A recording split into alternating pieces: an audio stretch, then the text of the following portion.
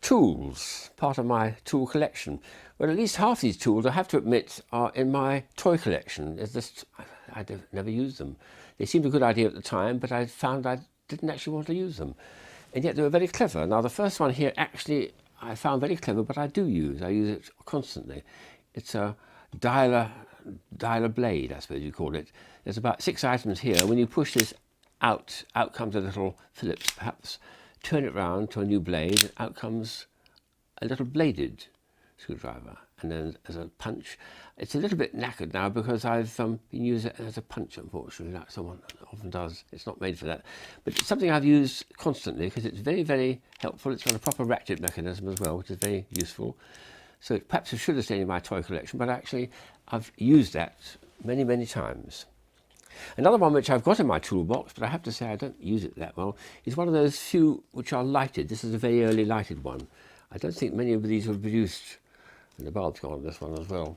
It's got a batteries inside it. It's not LED lit, which is what the best one should be nowadays, but it's just got a little lamp inside. There we are. There's a little bit of light there, but it's fairly weak. But at least it was the first time I'd seen one where they bothered to illuminate the tip of the screwdriver, which does help. There's better ones available nowadays, of course, like tweezers, which I've had now for some time, which is wonderful because you can then see exactly what you're picking up a splinter out of your fingers. So that's a very useful one.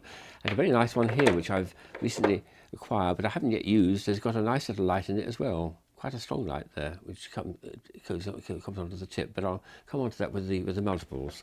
Still sticking to screwdrivers, I did discover quite early on that some of these were magnetic.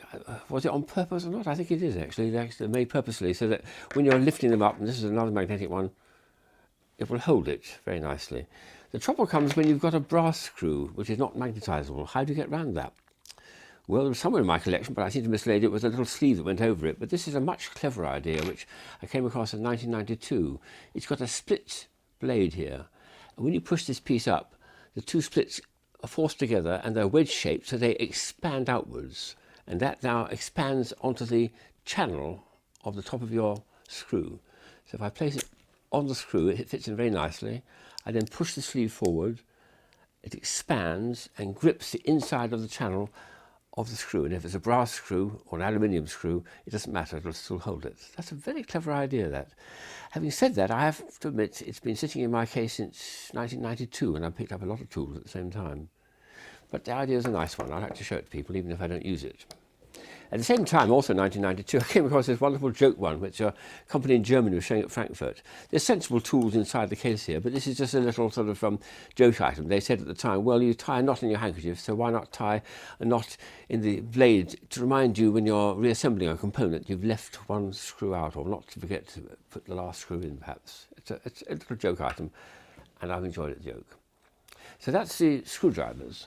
If we move on to pliers, here's another one which I thought was a brilliant idea, but I've never used it.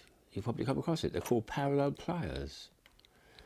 Compared with my old pliers, which I use all the time, which comes together like a pair of scissors, drawers, but they come at an angle. These ones, due to the very clever mechanism in it, come down absolutely parallel. There's also a little wire cutter here, which is useful. Such a useful idea, but there it is sitting in my toy collection, not in my toolbox. Ah, well. Another one which I enjoyed buying, but I've never used it, is a little ring spanner, like I've never seen before. There's about 5 or 6 sizes of nuts that you can turn in the blades there. Nice idea, quite heavy, and you merely dial up the first one and use this as a lever to turn the particular nut. If it's a different size nut, you can turn it again. It works very well, but I haven't used it. An even cleverer one, this is brilliant, it's called a Gator. You put this on the end of a socket set, and these things here retract. If you push them down with a pen, they'll actually go inwards. Each of them is on a spring.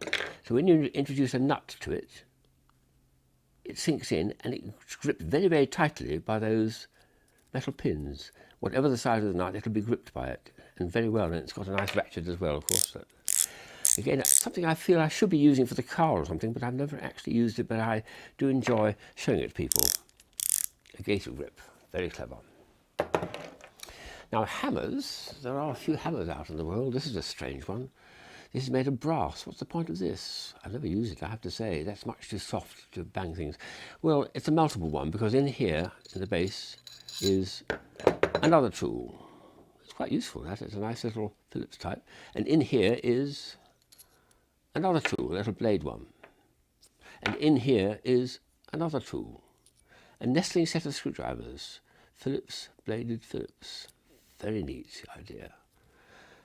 Should have used it, but I have to admit I've never actually used it in anger or in my workshop.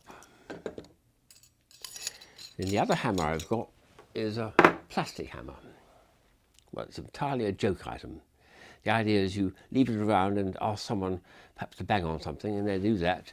I'll bang on something which I made myself in my engineering days, which is a little vice. When I bang it, it goes a loud bang, because inside are some caps. And when I want to do it again, I've got to take off the top and put another little cap. I can smell the cordite. And it'll bang again. Clever idea. But anyone will be caught by it. Incidentally, there is a glass hammer around somewhere. I've been asked by one of my friends, artistic friends, to look out for it, but I've never seen it. But I'm sure it's in a picture, a glass hammer which will shatter the moment you use it. Then multiple tools. Here's an extraordinary one, which is, it's supposed to be a cigarette lighter. It's more like a blow lamp. I mean, that's seriously hot gas coming out of there. But here on the underside are some very, very nice executive tools. There's a blade with a saw to it. My favourite one, I think, is overleaf. Yes, there's two in here as well. Oh, there's this one here, which is a... Yeah, I think we're into it. Aha, that's what I've always wanted, the scissors. And then there's one more blade here. Although I've already taken it out. Ooh, I've lost one of the blades. No, it's there, I can see. It's parallel to it.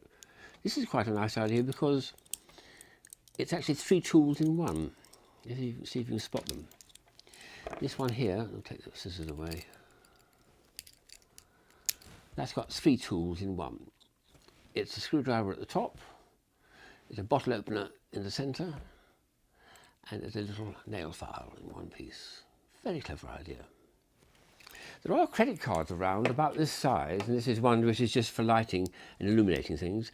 But I've seen credit cards of somewhere in my collection. I have a small one which contains about 4 or 5 tools within a credit card size. It has to be made very well of very high quality steel, but it really goes parallel to the old Swiss penknife, which I've always wanted one, but never got round to buying one. I was tempted though, I have to say, about 5 years ago when I saw one for going for $1,400, which is a bit more than I can afford, in Hamilton Schlemmer in New York. This was a monster.